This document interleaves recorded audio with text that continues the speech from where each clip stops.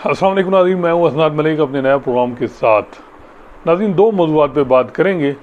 सबसे पहले बात करेंगे लाहौर हाई कोर्ट के दो सीनियर जजेस जस्टिस शुजात अली ख़ान और जस्टिस अली बाकर नजफ़ी, जिनको सुपरसीड किया गया और जस्टिस आलिया नीलम को यूनानिमसली जुडिशल कमीशन ने chief justice Lahore high court बनाया है। उस हवाले से उनको जो दो जजेस को सुपरसीड किया गया है, उस हवाले से हम ख़बरें जो वो देते रहे ज़राए से कि जी ये मौक़िफ़ था, ये वो।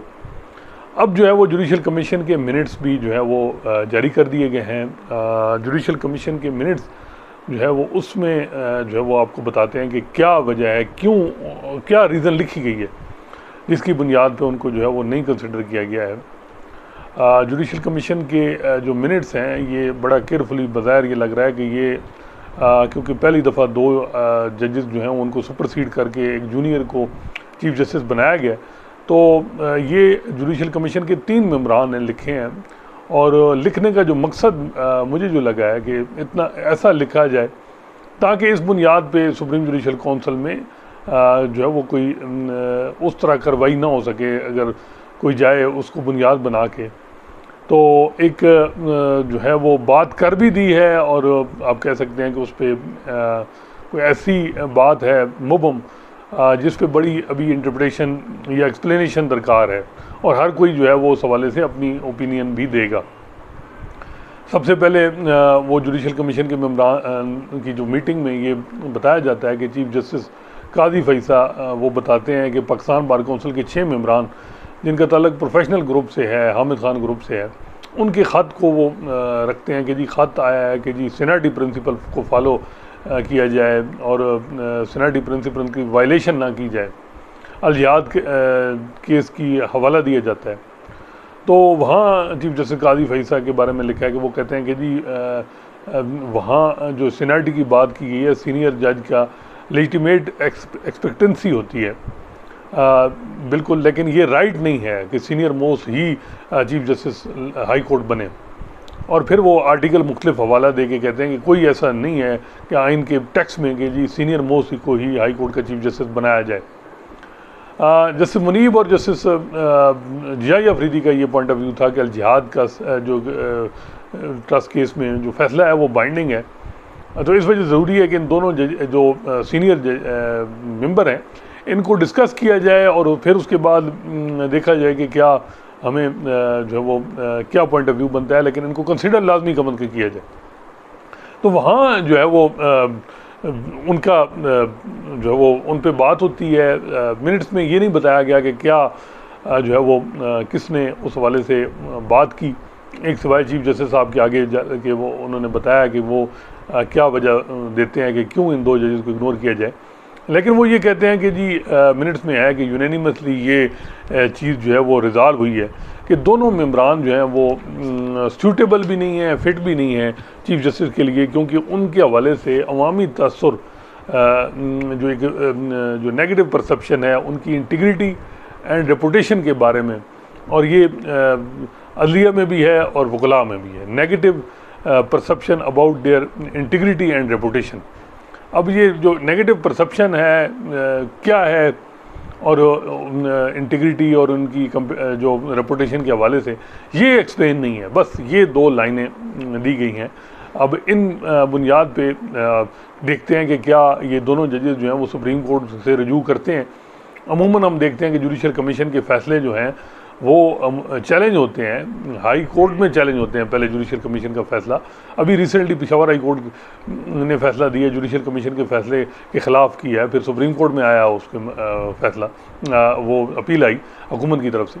तो अब ये है कि देखना है कि क्या ये जजेस जो हैं जो अभी मौजूद हैं, इन्होंने ज़ाहिर बात है रिज़ाइन तो नहीं किया, तो क्या इनके ख़िलाफ़ जो इनको सुपरसीड किया गया है या जो कहा गया है कि इनके बारे में जो नेगेटिव परसेप्शन है इनकी इंटीग्रिटी और रेपुटेशन की, ये इसको वो चैलेंज करेंगे या अभी चैलेंज करेंगे या मुनासिब टाइम पे चैलेंज करेंगे, ये बड़ा इम्पोर्टेंट है।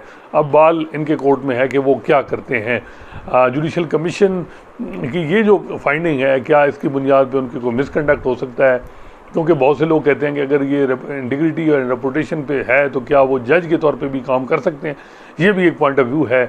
तो दूसरी तरफ ये है कि जी ये जुडिशल कमीशन का फोरम था, सुप्रीम जुडिशल काउंसिल का नहीं है।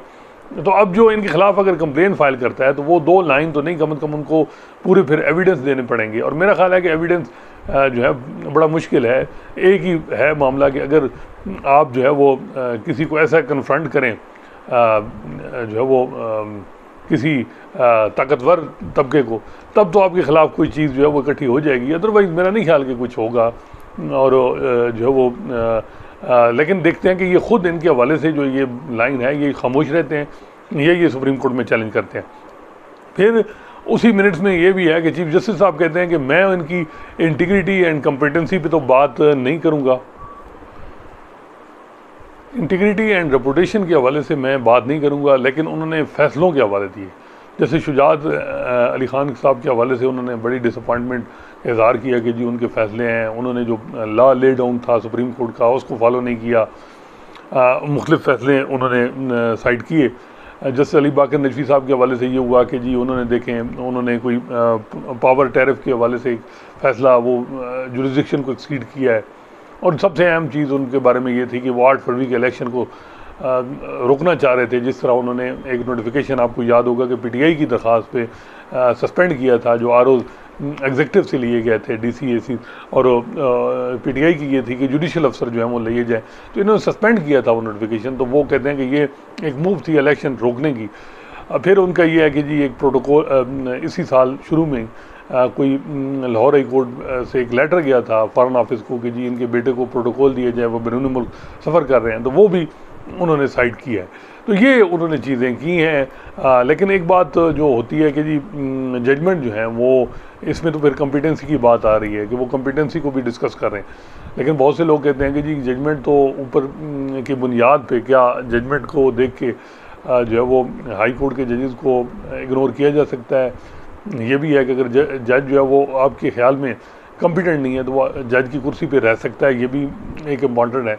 दूसरा ये है कि जजमेंट जो है वो हाई कोर्ट के सुप्रीम कोर्ट में रिवर्स हो सकती हैं। तो ये बरकफ जो इस नपतुल तरीके से मिनट्स लिखे गए हैं, ज़ाहिर बात है ये मिनट्स जो हैं वो इन कोई कोशिश करेगा कि इनको जो वो इनको सुप्रीम जुडिशल काउंसिल में लाया जाए, वहाँ इसकी बुनियाद पर उनके खिलाफ मिसकंडक्ट की कंप्लेंट फाइल की जाए।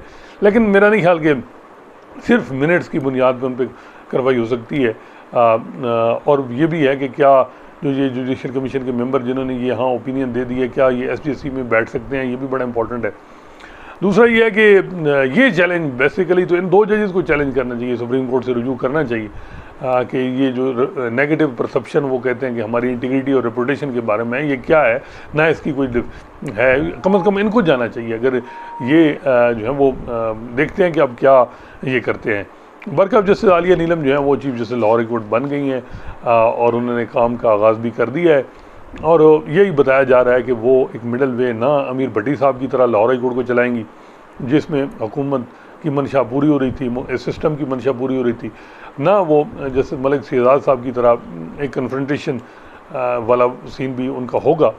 और इतलात ये हैं कि वहाँ उनका भी जैसे आलिया नीलम जो है वो वकीलों के साथ भी उनका ये एक रिकन्सिलिएटरी एक जो है वो अप्रोच रखी जाए। और उस वजह से बताया जा रहा है कि वहाँ एक ही कंपाउंड बनने की ज़ेर गौर है कि जी जिस तरह कचहरियाँ मुख्तलिफ एरियाज़ में लाहौर में शिफ्ट की गई हैं, तो वो एक ही जगह जो है वो की जाए, एक ही जो है वो बड़ा कम्प्लेक्स बनाया जाए। ये भी एक ज़ेर गौर है। हुकूमत भी चाहती है, क्योंकि हुकूमत जो इंडिपेंडेंट ग्रुप है वो भी नहीं चाहता कि वकीलों और मौजूदा हुकूमत की लड़ाई हो। तो अब देखते हैं कि उसमें वो क्या है। इसके अलावा जो है वो हमें बताया जा रहा है कि उनकी ये भी एक मामला ज़ेर गौर है कि जो मुख्तलिफ डिवीज़न से, Gujranwala division, Sargodha division, Faisalabad division से एक बात होती थी कि जी वहाँ भी एक बेंचेस का क्या अमल यानी किया जाए, जिस तरह रावलपिंडी बेंच है, मुल्तान बेंच है, भावलपुर बेंच, तो वहाँ भी कहा जा रहा है कि उधर भी बेंचेस बनाए जाएँ। तो ये बड़ी लाहौर वकीलों की बड़ी डिमांड है, इस पर बड़ी मूव भी चली है। अब ज़ाहिर बात है पंजाब बार काउंसिल के इलेक्शन फिर आ रहे हैं, यहाँ ये इस पे डिमांड पे इस पे ही इलेक्शन लड़ा जाएगा।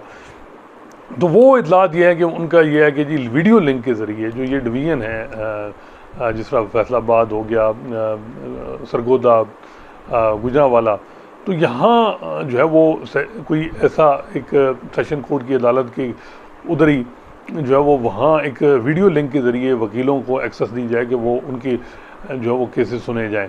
तो ये बड़ी अच्छी वैसे सजेशन है कि ये जो वकील 200-200 300-300 किलोमीटर का सफ़र करते हैं, कम से कम ये बचत हो जाएगी। तो देखते हैं किस तरह वो उनका सिस्टम वो यानी वो इसको कितना यानी इफ़ेक्टिव रहता है, वकील इस पर क्या बात करते हैं। मेरा ख्याल है कि अगर वीडियो लिंक के ज़रिए चीज़ हो जाए तो ये ज़्यादा आसानी होगी, ट्रैवल कास्ट लिटिगेंट्स को भी, वकीलों को भी यानी नहीं पड़ेगी। इसके अलावा जो है वो सबसे बड़ा टेस्ट जैसे आलिया नीलम के लिए जो चीफ़ इलेक्शन कमिश्नर से उनकी मुलाकात होनी है, और चीफ़ इलेक्शन कमिश्नर इस हफ्ते थे भी लाहौर।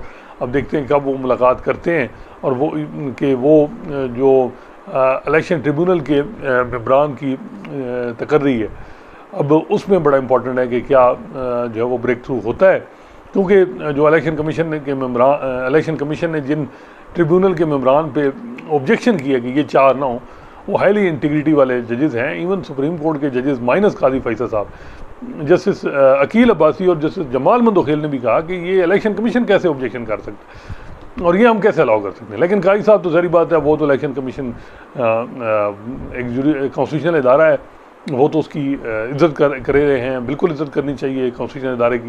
लेकिन अगर कॉन्स्टिट्यूशन इदारा जो है वो अदलिया की इज़्ज़त ना करे तो क्या फिर जो है वो अपने इदारे को छोड़ के फिर इलेक्शन कमीशन के साथ खड़ा हो जाना चाहिए। ये वैसे समझ नहीं आई। कम से कम ये बात तो काजी साहब को भी पूछनी चाहिए कि ये 4 जो जजेस हैं इन पे आप क्यों ऑब्जेक्शन कर रहे हैं, वजह क्या है, आपको रीज़न दें। तो अब देखना है कि जैसे आलिया नीलम जो है वो क्या उनके लिए ये मेरा ख्याल है बड़ा टेस्ट है, फर्स्ट टेस्ट, कि वो इसमें किस तरह जो है वो जो उनकी जो कंसल्टेशन होती है ट्रिब्यूनल के जजेस की अपॉइंटमेंट में, वो क्या होती है। फिर अब जो हुकूमत ने कहा कि रिटायर्ड जजेस को भी ट्रिब्यूनल में बनाया जाए, अब वो एक आर्डीनेंस जो है वो चैलेंज हो चुका है। लाहौर हाई कोर्ट में बताया जा रहा है कि वहाँ समाअत है। तो ये हुकूमत ज़ाहिर बात है मैंडेट के मामले में, इलेक्शन रिगिंग के मामले में आखिरी हद तक जाएगी। तो अब देखते हैं कि क्या होता है। दूसरा ये है कि एक तरफ तो वो ये बात है कि उनके लिए सबसे बड़ा जो मैं समझता हूँ कि हुकूमत के लिए, अगर मौजूदा हुकूमत के लिए अगर कोई सही एडवाइस करने वाला हो, और बताया जा रहा है कि अब एक नून लीग के अंदर एक स्ट्रॉन्ग जो सेक्शन है वो इस चीज़ के अदराक कर रहा है कि हमें बजाय जजेस के साथ कन्फ्रंटेशन करने के, जो फ्यूचर में हमारे लिए बड़े चैलेंजेस हैं लीगल फ्रंट पे, उससे पहले हमें जजेस को फंड नहीं करना चाहिए, लड़ाई का मूड इस तरह नहीं करना चाहिए। क्योंकि ये जो 2 जजेस हैं, जो 8 जजेस जिन्होंने ये फैसला किया कि PTI को रिज़र्व सीटें मिलें, तो ये वो जजेस, इनमें से वो जज भी हैं जो जिस तरह फ्यूचर के चीफ जस्टिस होंगे, जैसे मंसूर अली शाह 3 साल के लिए। तो क्या हुकूमत जो है वो आखिरी दम तक कोशिश करेगी कि जी जो एक एक्सटेंशन सारे जजेस को देने के लिए, जो कॉन्स्टिट्यूशन अमेंडमेंट के लिए वो करेगी, या वो ये है कि जस्टिस मंसूर अली शाह के साथ एक वर्किंग रिलेशनशिप बनाने की कोशिश करेगी।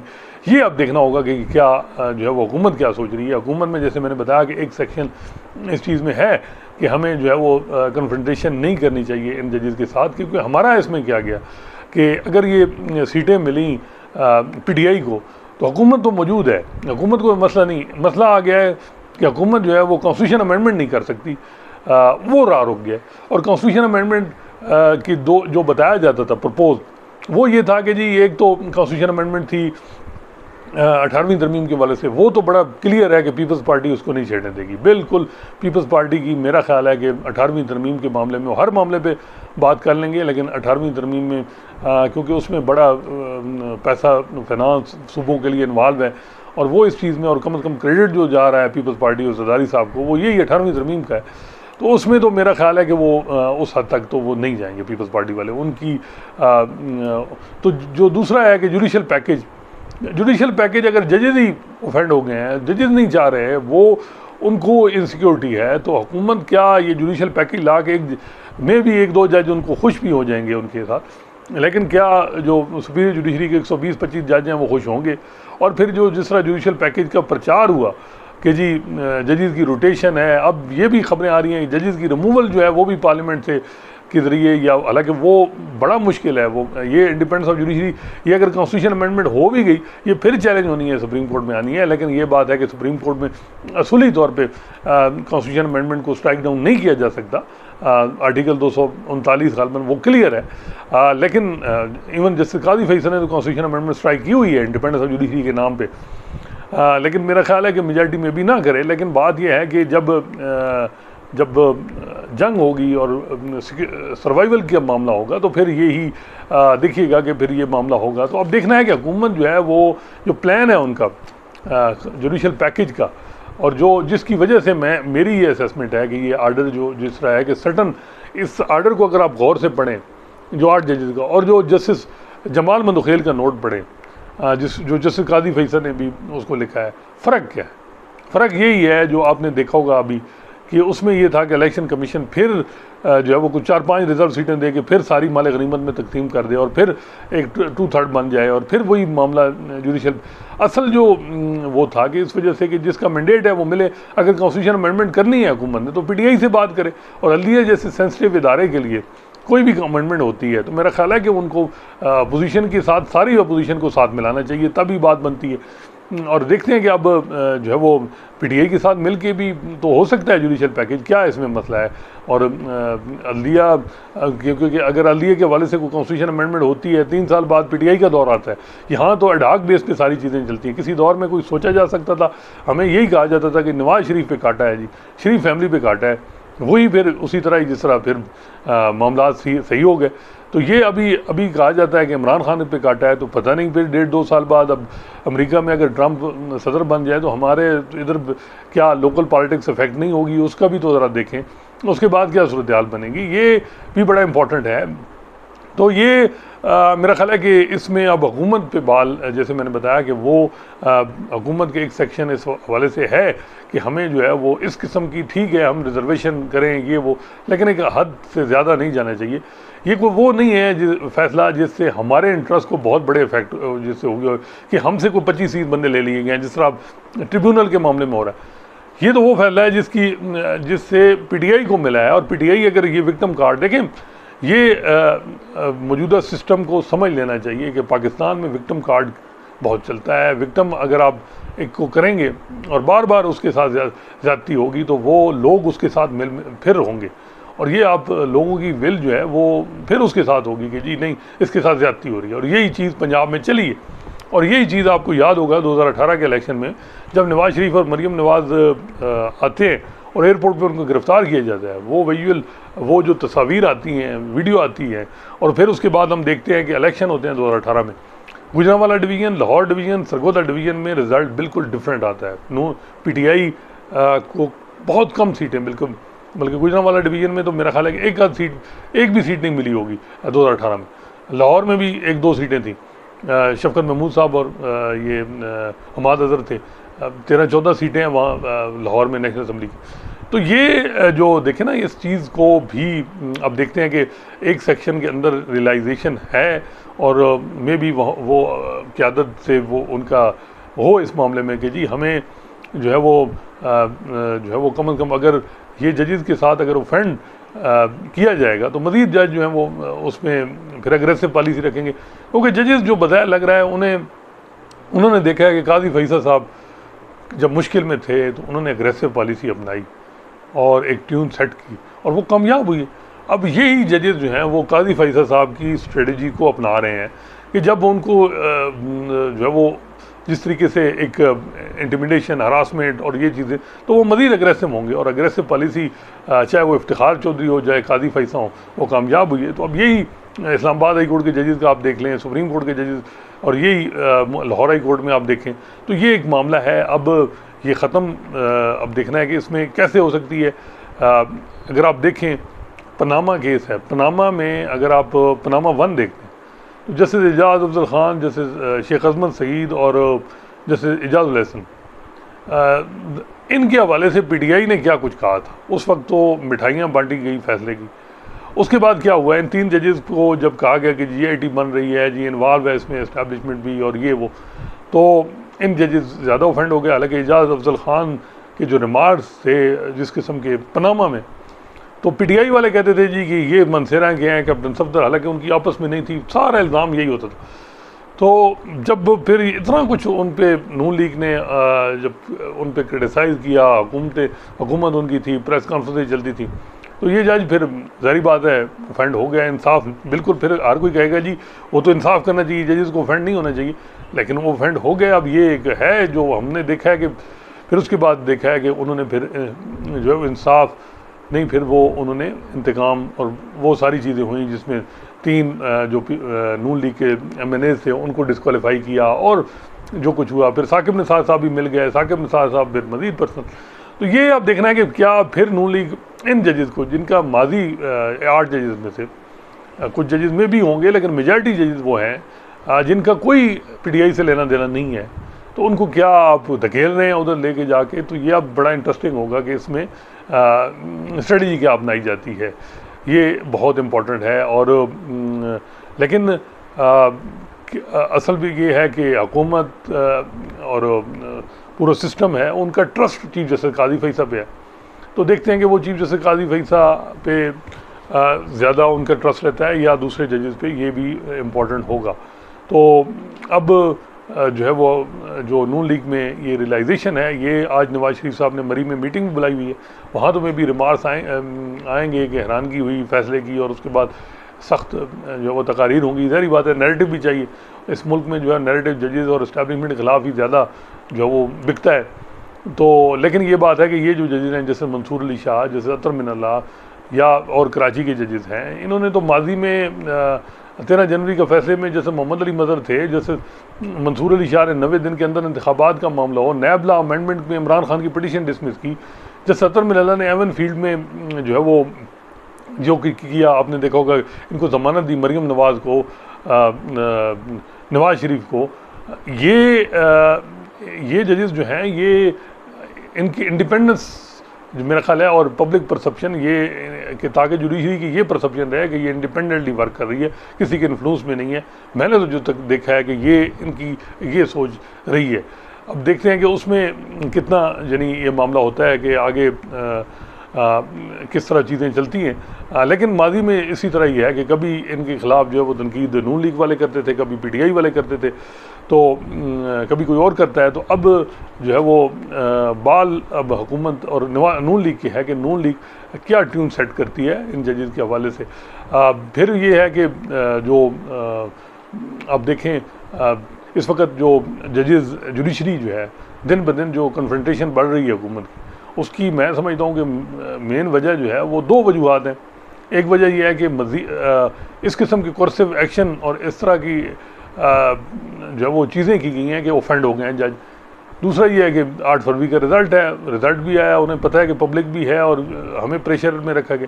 तो देखें ये जो कोर्सिव एक्शन थे ना टुवर्ड जजेस 8 मई से लेके 2 अभी तक जो चले, चाहे वो इस्लामाबाद हाई कोर्ट के जजेस ने लिखा, लाहौर हाई कोर्ट के, वो वर्क नहीं, उनसे जजेस मज़ीद ऑफेंड हुई है। और इस वक्त मेजॉरिटी जो जुडिशरी है वो हुकूमत को टफ टाइम दे रही है हर मामले में, डिस्पाइट दैट कि वो सारी कोशिशों के बावजूद भी। अगर आप देखें तो पनामा में जो है वो नून लीग को बड़ा टाइम लगा जो है वो अपने केसेस ख़त्म करने में। उसकी वजह ये थी कि जो सुप्रीम कोर्ट में थे वहाँ वो जजेस बैठे थे जिन्होंने पनामा की शुरुआत की। हालांकि बताया जा रहा है कि खोसा साहब ने बड़ी इस्लामाबाद हाई कोर्ट में इंटरेक्टली पैगाम भी उस वक्त के सुप्रीम कोर्ट के जजेस ने भेजे कि जी ये अपीलें जल्दी डिसाइड करें एवन फील्ड की और ऊपर भेजें। अगर जैसे अतर मिनल्लाह साहब और ये लोग जल्दी डिसाइड कर देते तो देखिएगा वो पनामा वाले जजेस इनके साथ क्या करते। तो ये एक बड़ा होता है कि स्ट्रेटजी। तो यहाँ क्या वजह है कि इमरान खान के मामले में तो बड़ा एग्रेसिव अप्रोच थी, फिर भी अदलिया में जजेस जो हैं उनको रिलीफ दे रहे हैं। तो उसकी वजह ये है कि जजेस जब इनसिक्योर होंगे तो वो उनको वो काजी साहब वाली पॉलिसी अपनाएंगे, और वो ये है कि भाई ठीक है एक फरीक के साथ ज़्यादती हो रही है तो फिर उनके साथ रहें, और फिर ये है कि पब्लिक तो उनके साथ होगी। और ये हम देख रहे हैं कि जो है वो चाहे जिस किस्म के केसेस हैं वो फिर आपकी बात नहीं सुनेंगे। और दूसरी बात ये है कि जो मेन चीज़ है वो ये है कि जजेस हमारे मुल्क की तारीख रही है कि बड़े लंबे अरसे के लिए आप अदलिया को मैनेज करना बड़ा मुश्किल है। अदलिया इस्टेब्लिशमेंट जो है वो उसको नीचा नहीं लगा सकती। मे बी सियासतदान हो जाएं या ये अदलिया में जो जजेस हैं उनको डील करने के लिए ये नहीं आप कर सकते कि जी वो हर मामले में उस तरह आपके साथ हर मामले में खड़े हों। और जो जिस तरीके से नताइज की ख्वाहिश रखी गई वो भी वैसे जो वो आप कहते हैं रियलिस्टिक नहीं थी, तो जिसकी वजह से ये अब आ रहे हैं और आप देखते हैं दिन ब दिन जो है वो रिलीफ इमरान खान को और PTI को मिल रहे हैं। अभी देखिएगा कि अगर ये मज़ीद ट्यून हुकूमत की सख्त होती है तो फिर देखिएगा PTI को उसका कितना फ़ायदा होता है। इंशाल्लाह नए मौजू के साथ आपकी खिदमत में हाज़िर होंगे। अल्लाह हाफ़िज़।